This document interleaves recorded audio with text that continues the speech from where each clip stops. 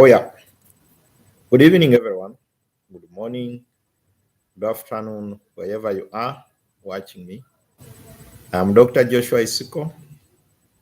I am an instructor at Afrisa, but I'm also a feed expert at Single Spark SMC Limited. We are the promoters of a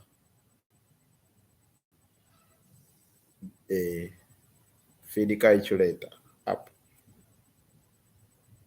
I'm here to explain to you a few things as students and tell you a few things you should consider before or when selecting an equipment or machinery on farm to produce ingredients in factories that are processing those ingredients, um, in feed mills.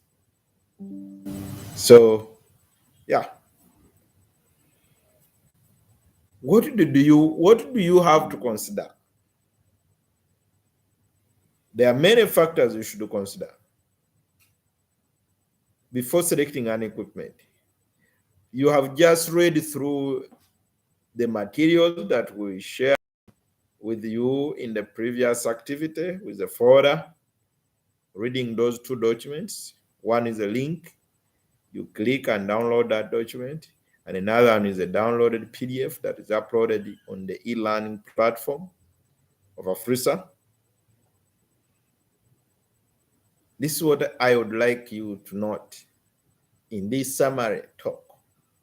This is like summarizing what you've read and giving you what we call the hands or the tips,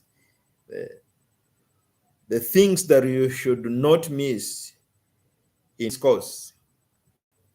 And the first consideration when selecting an equipment or selecting machinery or a tool in mechanization is the job. Understand the job very well. Is the job grinding? Then you are going to come up with equipment that is related to grinding.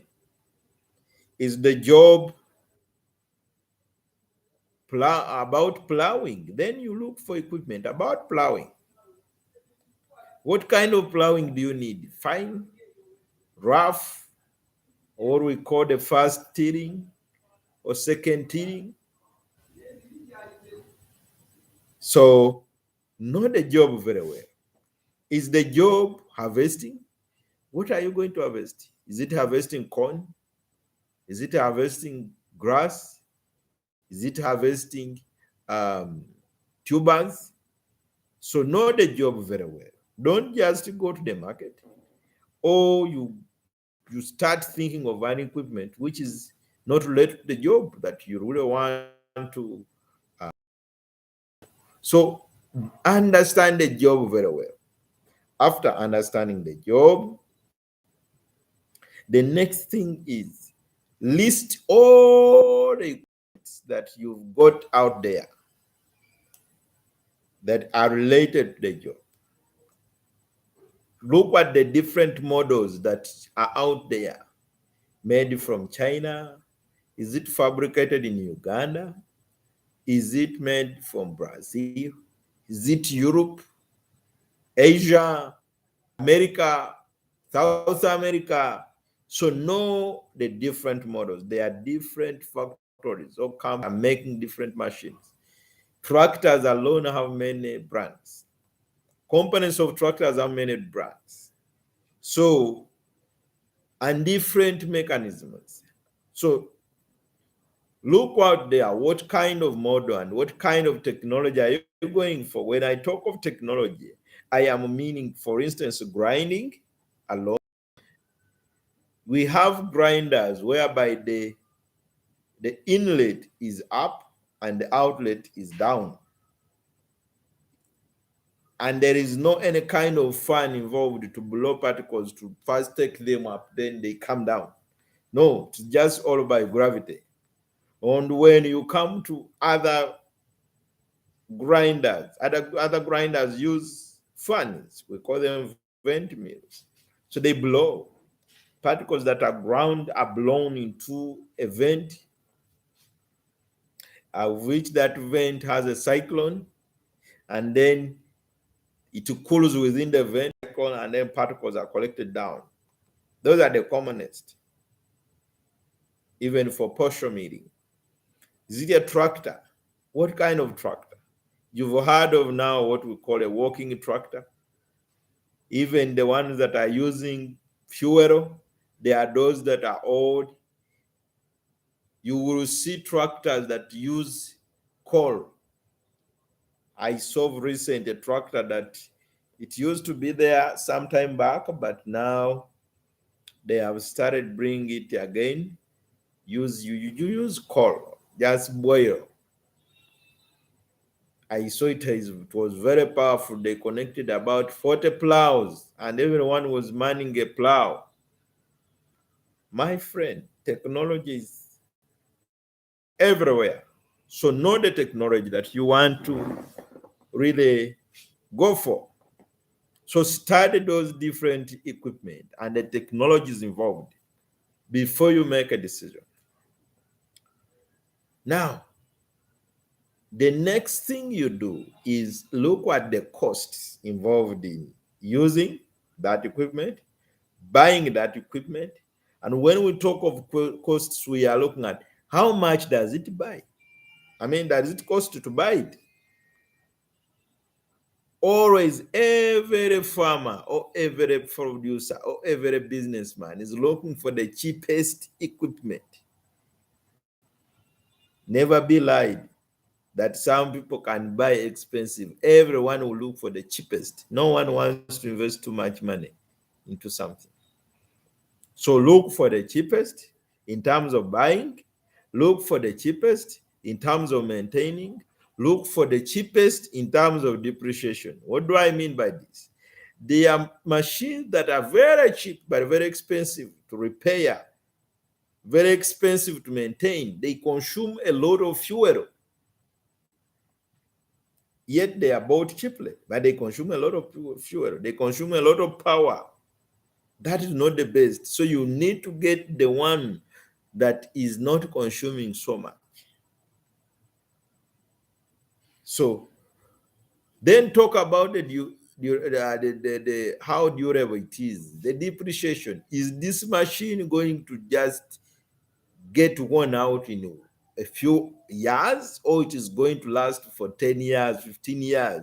So when you want to choose, compare the costs of depreciation, compare the costs of maintenance, costs of buying spare parts. Some equipment have very expensive spare parts.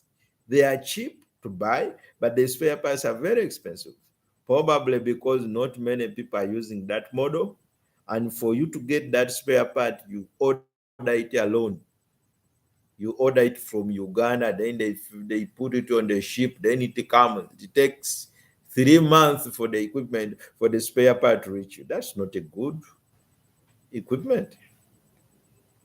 So consumption, how is the fuel consumption? Add all those costs and add them onto the cost of buying.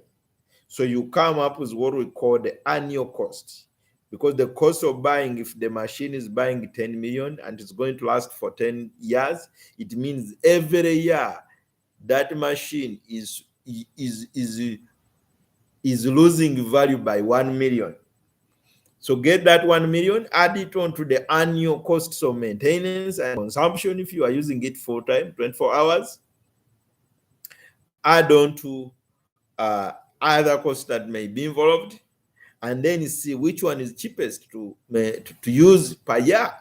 That becomes the best equipment that you would buy for your farm, for your feed mill, for your other facilities. The next factor, which is factor number 3, is how easy is it to use? It may be the cheapest, but very complicated to use. So it is very important to check whether it is to use. Don't go for equipment which is very hard to use. You are finished, my friend. You may buy a very cheap equipment, but when you need to hire a person who you are paying twice the cost of the machine, so hire an equipment which is very easy to use. You get me? So anyone can operate it. You can teach somebody in 1 or 2 days and they operate it. That's the best machine. Don't go for complicated technology. You look when you want to operate it, you have to first fill in a person from another country to come and teach. That's not the best. Consideration of factor number 4 is the fact of how easy is it to repair it. That one comes slightly related to cost, but here it is. How easy is it to repair it? How easy is it? Is it very easy to repair, or you have to first uh, get people come from another country and they have to now first come and stay there for months to repair? No, it should be something that can be repaired by anyone around.